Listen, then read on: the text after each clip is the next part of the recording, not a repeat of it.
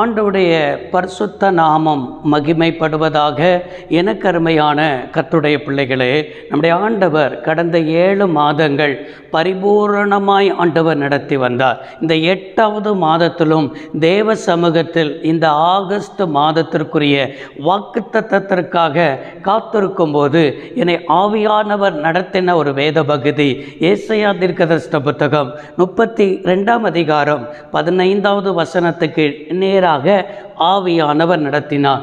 உன்னதத்திலிருந்து நம்மேல் ஆவி ஊற்றப்படும் மட்டும் அப்படி இருக்கும். அப்பொழுது வனாந்தரம் செழிப்பான வயல்வெளியாகும், செழிப்பான வயல்வெளி காடாக எண்ணப்படும். இந்த வார்த்தைக்காக ஜெபிப்போம். சர்வ வல்லமையுள்ள தெய்வமே, அருமை தகப்பனே, இந்த வார்த்தையை எங்கெங்கெல்லாம் உட்கார்ந்து கேட்டுக்கொண்டிருக்கிறார்களோ கேட்டுக்கொண்டிருக்கிற இடத்திலேயே மகிமை இறங்கி வருவதாக, பிரசன்னம் இறங்கி வருவதாக. மனுஷன் அப்பத்தினால் மாத்திரமல்ல, கர்த்தருடைய வாயிலிருந்து புறப்படுகிற ஒவ்வொரு வார்த்தையிலும் பிழைப்பான் என்று எழுதியிருக்கிற வார்த்தையின்படியே கர்த்தர் பேசும் ஆண்டவரே, கர்த்தர் இடைபடும் ஆண்டவரே. நீர் பேசுகிற தெய்வம், உம்முடைய பிள்ளைகளுக்கு வார்த்தையை கொண்டு பேசும். இந்த மாதத்தில் என்னென்ன தேவைகளோடு இருக்கிறார்களோ, என்னென்ன எதிர்பார்ப்போடு கூட இருக்கிறார்களோ, எதிர்பார்ப்பில் இருக்கிற பிள்ளைகளுக்கு வார்த்தையினால் ஆசீர்வதிக்கப்பட உதவி செய்யும். இயேசு கிறிஸ்துவின் நாமத்தில் வேண்டி கேட்கிறோம் நல்ல பிதாவே, ஆமேன். எனக்கு அருமையான கர்த்தருடைய பிள்ளைகளே, இந்த மாதம், இந்த 8வது மாதத்தில் என்ன சொல்லுகிறார் என்று சொன்னால், ஏசாயா தீர்க்கதரிசன புத்தகம் 32ஆம் அதிகாரம் 15வது வசனத்தில் இவ்வாறாக வார்த்தையை வாசிக்கிறோம்.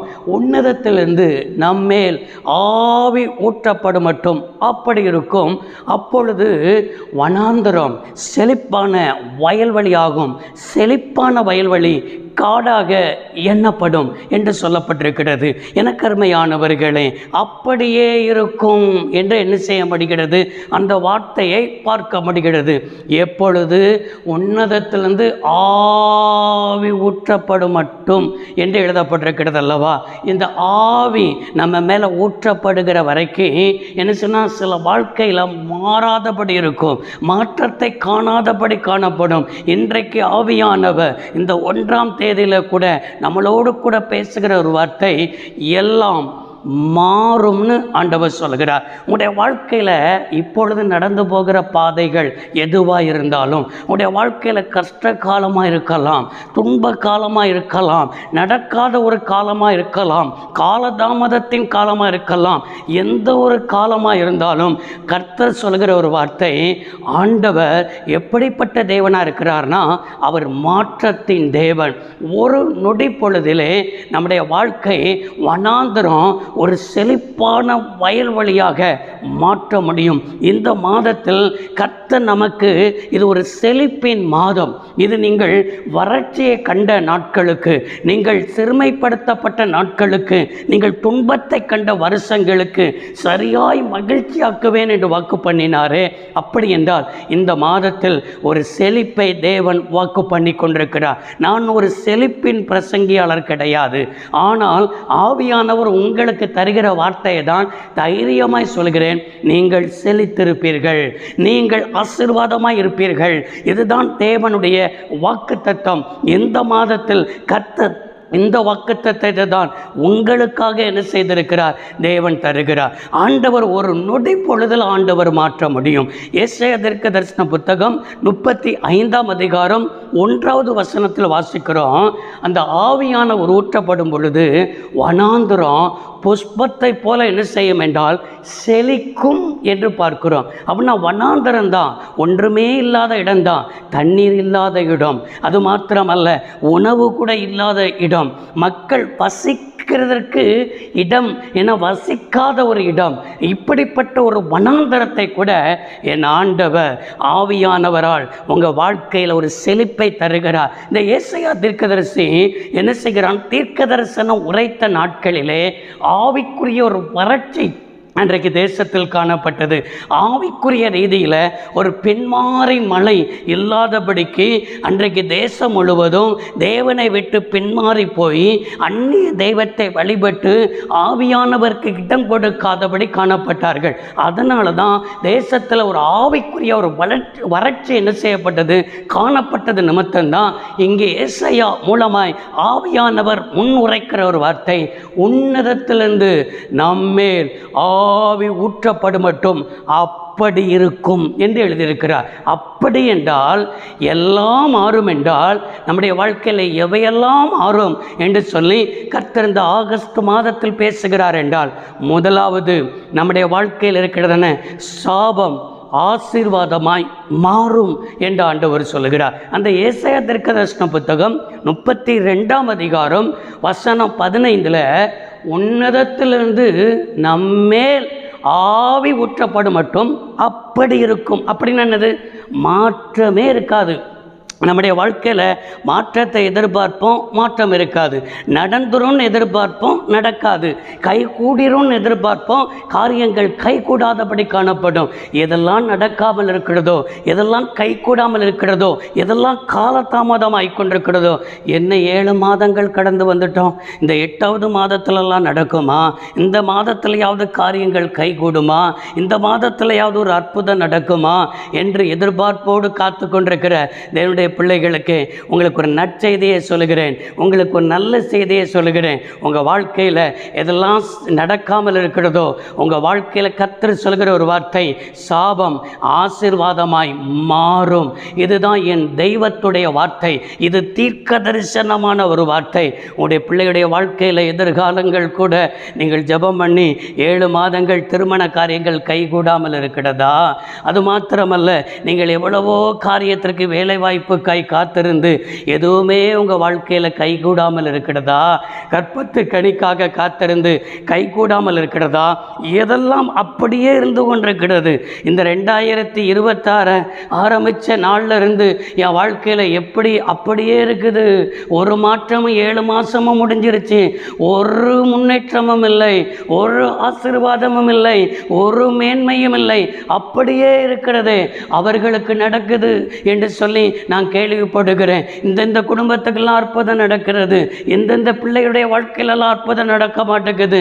அவர்களெல்லாம் ஆலயத்தில் சாட்சி சொல்லுகிறார்கள், ஆனால் எனக்கு தான் நடக்கலையே, என் வாழ்க்கையில் தான் அப்படியே இருக்கிறது, என் பிள்ளைகளுடைய வாழ்க்கையில் தான் அப்படி இருக்கிறது என்று சொல்லி நீங்கள் ஒரு விஷயம் கூட உங்களுக்குள்ளேயே இயங்கி கொண்டிருக்கிறீர்களோ, உங்களுக்குள்ளே செத்து கொண்டிருக்கிறீர்களோ, உங்களுக்குள்ளே கண்ணீர் வடித்து கொண்டிருக்கிறீர்களோ, உங்களுக்குள்ளே கவலைப்பட்டு கலங்கி போயிருக்கிறீர்களோ, இன்னைக்கு ஆண்டவர் என்ன சொல்லுகிறார்? நம்மேல் உன்னதத்திலிருந்து ஆவி ஊற்றப்படும் மட்டும் அப்படி இருக்கும். ஆனால் அப்படி இருக்கிறதான அந்த நிலையை மாற்றணும்னா ஆவியானவருடைய அசைவாடுதல் வேணும், ஆவியானவருடைய தொடுதல் வேணும். குடும்பத்தில் ஆவியானவருக்கு இடம் கொடுக்கணும், தனிப்பட்ட வாழ்க்கையில் ஆவியானவருக்கு இடம் கொடுக்கணும், சபையில் ஆவியானவருக்கு இடம் கொடுக்கணும். ஆவியானவருக்கு விரோதமாய் பாவம் செய்யக்கூடாது, ஆவியானவருக்கு விரோதமான தூசணமான வார்த்தைகள் பேசக்கூடாது, ஆவியானவரை விட்டுவிடக்கூடாது. ஆவியானவர் தான் நம்முடைய வாழ்க்கையில் இருக்கிறதன சாபத்தை ஆசீர்வாதமாய் மாற்ற முடியும். 2வது, நம்முடைய வாழ்க்கையில் எவையெல்லாம் மாறும் என்று சொன்னால் அந்த வசனத்தை திரும்ப பாருங்கள். ஏசாயா 32ஆம் அதிகாரம் வசனம் 15 இவ்வாறாக என்ன செய்ய முடிகிறது, பார்க்க முடிகிறது. நம்முடைய வாழ்க்கையை திரும்ப அந்த வசனத்தை சொல்லுகிறேன், உன்னதத்திலிருந்து நம்மேல் ஆவி ஊட்டப்படும் மட்டும் அப்படியே இருக்கும். அப்பொழுது வனாந்தரம் செழிப்பான வயல்வெளியாகும் என்று சொல்லப்பட்டிருக்கிறது. அப்படி என்றால் வனாந்தரம், அங்கே வார்த்தை பயன்படுத்தப்படுகிறது. வனாந்தரம்னா என்ன? நான் ஆரம்பத்திலே சொன்னது போல் தண்ணீர் இல்லாத ஒரு இடம், மக்கள் வசிக்கிற தகுதி இல்லாத ஒரு இடம். இன்னும் சொல்லணும்னா அங்கே எந்த ஒரு ஆகாரங்கள் கூட இல்லாத ஒரு இடம், தனிமைப்படுத்தப்படுகிற இடம். இந்த வனாந்தரம் தான் தேவன் என்ன செய்கிறார், உருவாக்குகிற பாதையாக பயன்படுத்துகிறார். இஸ்ரவேல் ஜனங்களை வனாந்தரத்தில் தான் ஆண்டவர் உருவாக்கினார். பாலும் தேனும் ஓடுகிற தேசத்திற்கு அழைத்து கொண்டு போகிறதற்கு முன்பாக வனாந்தரத்தில் தான் கர்த்தர் கொண்டு போனார். மோசையை வனாந்தரத்தில் தான் வைத்து ஒரு தலைவனாக ஆண்டவர் மாற்றினார். வனாந்தரம் செழிப்பான வயல்வெளியாய் மாறும் என்றால், வனாந்தரம் நம்முடைய வாழ்க்கையில் சில காலதாமதம் போல இருக்கும், அதுதான் வனாந்தரம். நம்முடைய வாழ்க்கையில் பதில் வராததை போல இருக்கும், அதுதான் வனாந்தரம். சில பலவீனமான அனுபவத்தை போல இருக்கும், அதுதான் வனாந்தரம். நம்முடைய வனாந்தரமான வாழ்க்கையில் ஆண்டவர் என்னை ஜெபத்தை கேட்கலையோ, ஆண்டவர் என்னை கைவிட்டுட்டாரோ, ஆண்டவர் என்னை மறந்துட்டாரோ என்று சொல்லி நம்முடைய வாழ்க்கையில் ஏன் என் வாழ்க்கையில் இப்படிப்பட்ட தோல்வி வந்துருச்சு, ஏன் என் வாழ்க்கையில் இப்படி அவமானம் வந்துருச்சு, ஏன் என் வாழ்க்கையில் எதுவுமே நடக்கலை என்று சொல்லி உங்களுக்குள்ளே செத்து கொண்டிருக்கிறீர்களா?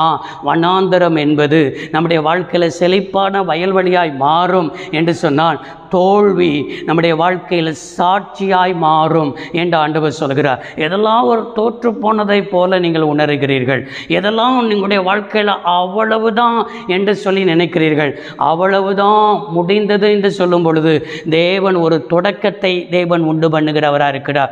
யோவான் சுவிசேஷ புத்தகத்தில் 38 வருஷம் வியாதிப்பட்டவனை குறித்து யோவான் 5ஆம் அதிகாரத்தில் என்ன செய்ய முடிகிறது, பார்க்க முடிகிறது. அந்த 38 வருஷம் வியாதிப்பட்டவன் பெதஸ்தா என்கிற குளத்தண்டையில் அவன் 38 வருஷமாக படுத்து கண்டு கிடக்கிறான். அவன் வாழ்க்கையில் தோல்வி.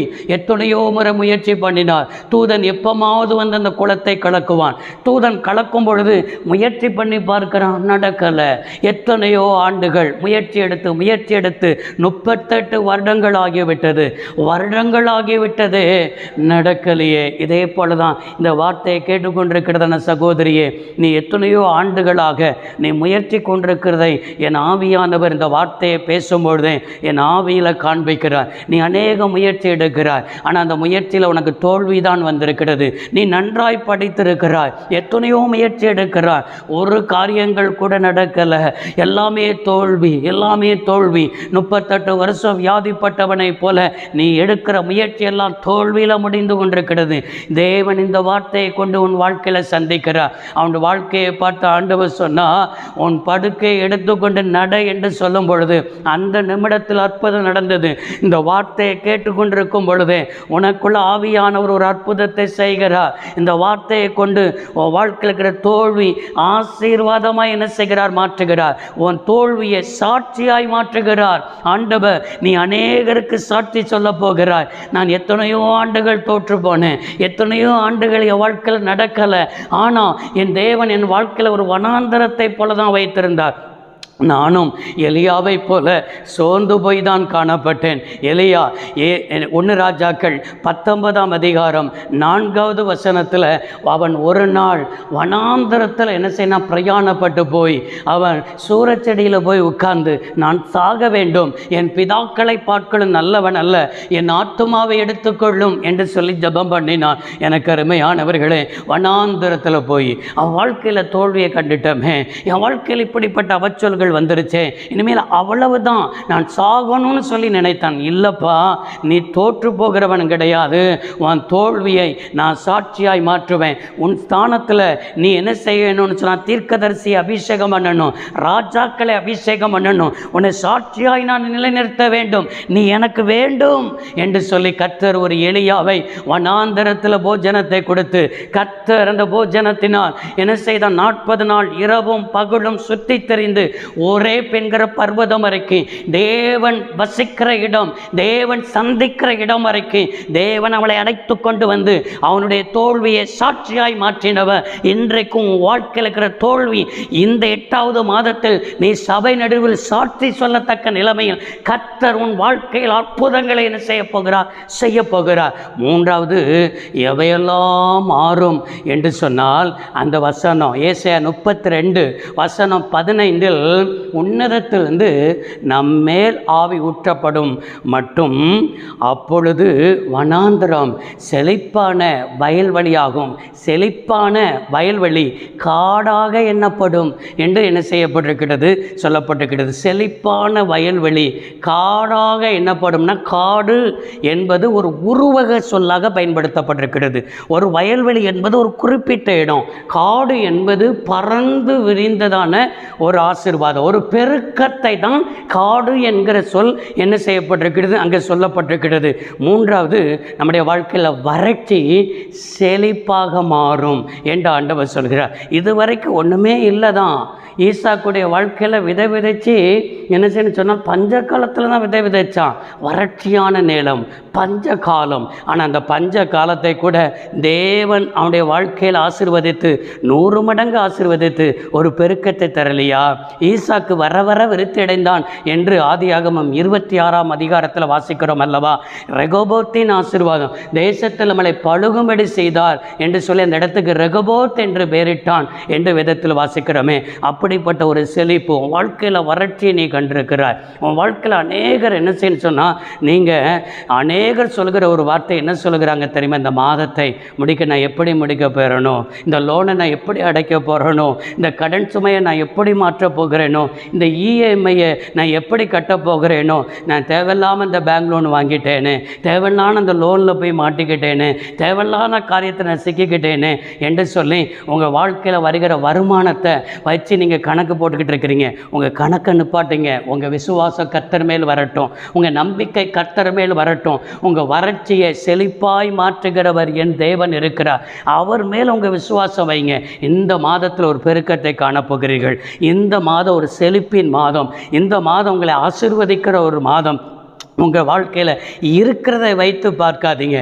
உங்கள் நம்பிக்கை கர்த்தர் மேல் திரும்பட்டும். உங்கள் மேல் என்ன செய்யணும், கர்த்தர் மேல் நம்பிக்கை வைத்து பாருங்கள். நிச்சயமாய் ஆண்டவர் என்ன செய்யணும், எல்லாம் மாறும் என்று ஆண்டவர் பேசியிருக்கிறாரு. 3 காரியத்தில் ஒரு மாற்றத்தை தேவன் என்ன செய்கிறார், இந்த மாதத்தில் தருவதற்கு ஆண்டவர் பேசியிருக்கிறார். எது நம்முடைய வாழ்க்கையில் ஆண்டவர் தருகிற ஆசீர்வாதம் எல்லாம் அது நிரந்தரமானது. ஆண்டவர் தருகிற வாழ்க்கையெல்லாம் சாபம் ஆசீர்வாதமாய் மாறும் என்று ஆண்டவர் பேசியிருக்கிறார். தோல்வி சாட்சியாய் மாறும் என்று பேசியிருக்கிறார். வறட்சி செழிப்பாய் மாறும் என்று பேசியிருக்கிறார். இது ஒரு செழிப்பின் மாதம். இந்த ஆகஸ்ட் மாதத்தில் இந்த ஆசீர்வாதத்தை நீங்கள் பெற்றுக்கொள்ளப் போகிறீர்கள். வனாந்திரம் புஷ்பத்தை போல செழிக்கும். உங்கள் வாழ்க்கை புஷ்பத்தை போல அநேகருக்கு ஆசீர்வாதமாய் வாசனை வீசத்தக்கதாய் நீங்கள் ஆசீர்வாதமாய் இருப்பீர்கள். அநேகருக்கும் ஆசீர்வாதமாய் இருப்பீர்கள். ஜெபிப்போம். சர்வ வல்லமையுள்ள தெய்வமே, அருமை தகப்பனே, இந்த மாதத்தில் ஏசாயா 32ஆம் அதிகாரம் 15வது வசனத்தை வாக்குத்தத்தமாய் தந்திருக்கிறேன். உம்முடைய பிள்ளைகளுடைய வாழ்க்கையில் சாபம் ஆசீர்வாதமாய் மாறட்டும். பிள்ளைகளுடைய வாழ்க்கையில் தோல்வி சாட்சியாய் மாறட்டும். பிள்ளைகளுடைய வாழ்க்கையில் வறட்சி செழிப்பாய் மாறட்டும் என்று பிதா குமாரன் பரிசுத்தாவின் நாமத்தில் ஆசீர்வதிக்கிறேன். மீதமும் மிச்சமும் எடுக்கட்டும். வீண் செலவுகளுக்கு விலக்கிக் கொள்ளும். மருத்துவ செலவுகளுக்கு விலக்கிக் கொள்ளும். ஆபத்து நாசமோசங்களுக்கு விளக்கும். இந்த மாதம் ஆசீர்வாதமாய் இருக்கட்டும் என்று ஏசாயா 32:15 படியே ஆசீர்வதிக்கிறேன். வாழ்ந்திருக்கட்டும். இயேசு ரட்சக நாமத்தில் பிதாவே, ஆமென். கர்த்தர் ஆசீர்வதிப்பாராக. God bless you.